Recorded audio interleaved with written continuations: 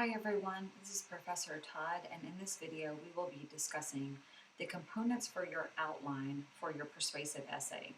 So before you begin drafting the persuasive essay, I have you complete a formal outline for that essay.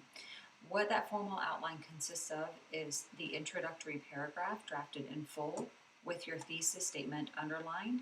And we've just gone over this in our previous video, so if you haven't watched that, stop now and go back and watch that, and then pick up with this video once you've completed the introduction and thesis statement video.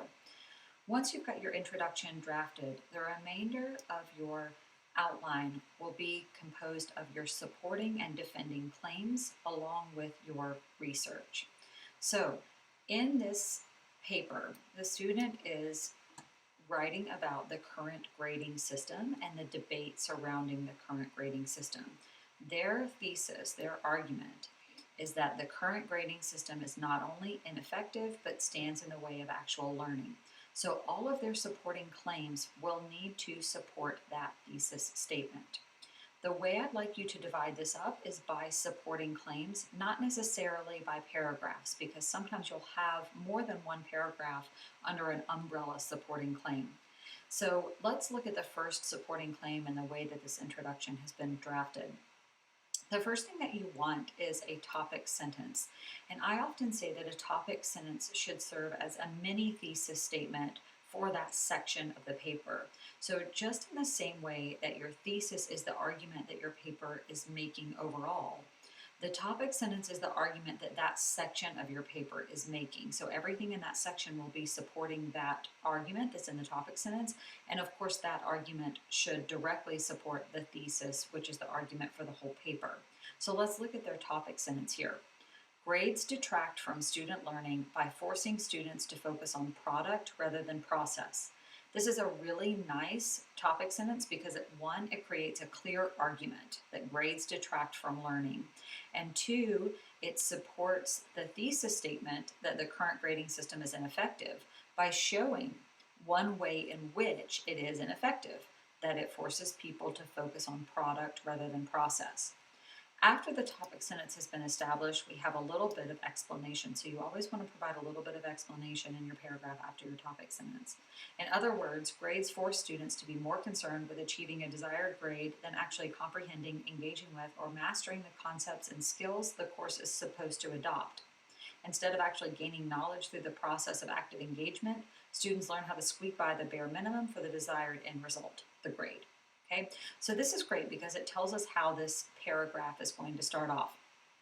Then what the student has done next is provide the evidence that they're going to use in that paragraph to support the claim that they've made. So they're referring back to two articles that they're going to be using and explaining how they're going to be using those two articles. Most of the evidence that you will be using in this persuasive essay should come from the annotated bibliography of sources that you've collected in the previous formal assignment.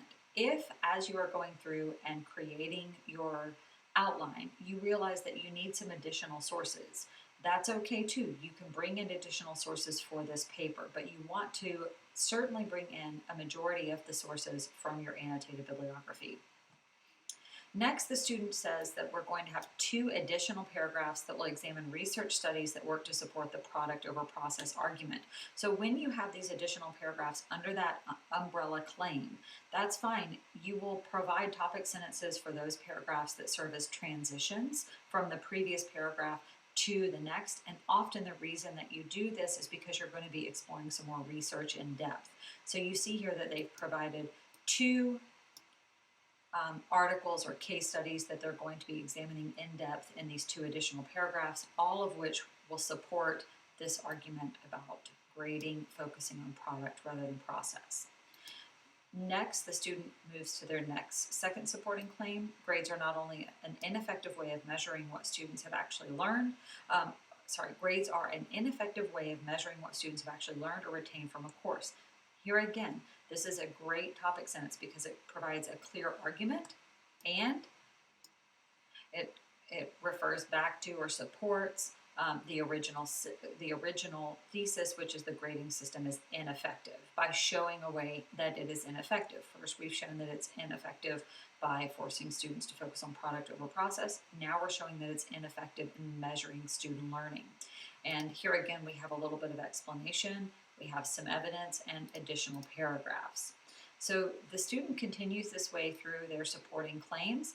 I'd say that you should have generally about 3 to 5, probably 4 to 5 supporting claims for a paper of this size. I think 3 would be the absolute minimum, and that would be if you had maybe heavier on the defending claims. I think you should aim for 4 to 5, depending on how many additional paragraphs you have per supporting claim and how many defending claims you have.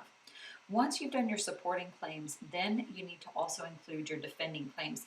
Now, what defending claims are they're the defense that you offer for those experts who offer a different perspective or have a different argument about what your topic is. So you can't ignore the fact that a lot of people are going to say that the current grading system is important and necessary, and so you have to figure out how you're going to respond to those concerns or those points.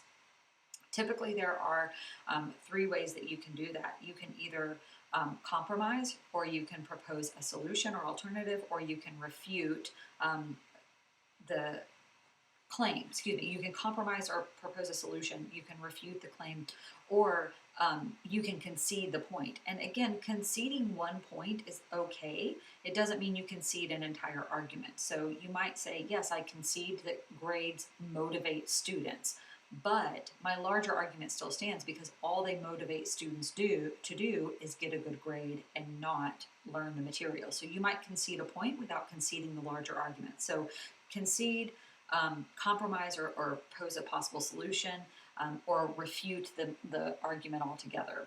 So how are you going to deal with these defending claims? First, you need to introduce them. Many critics of gradeless system point out that grades are often the only way to motivate students to perform in the classroom. These educators claim that grades are the only way to encourage students to meet expectations or performance and quality of work. Then the method they're going to address this is by suggesting a compromise or possible solution. In this student's outline, I'm okay with this. I really would have liked to see what the compromise or solution that they had. I'd like to see that written out here. So in your own outline, I would suggest writing that out. Again, this is an actual student essay, or outline, so it's not perfect, but it is a good example. And then they've provided their evidence, the quote, the article that they're going to use to support their compromise or their solution. Then we have a second defending claim. Beyond motivational concerns, other people have argued that without grades, educators would be unable to assess student work and determine how well they have mastered the necessary skills and concepts. They're going to concede part of this and refute the other part of it. Again, I would have liked to see an explanation here. And then they've included the articles that they're going to use as evidence. So this is a fairly good example of a pretty thorough outline and what I would like you to do for your outline before you draft the paper. One thing that I will say is that the more thorough the outline is, the easier the drafting process is when it comes to your persuasive essay. So if you put in the work on the front end, it really makes drafting your essay a lot easier.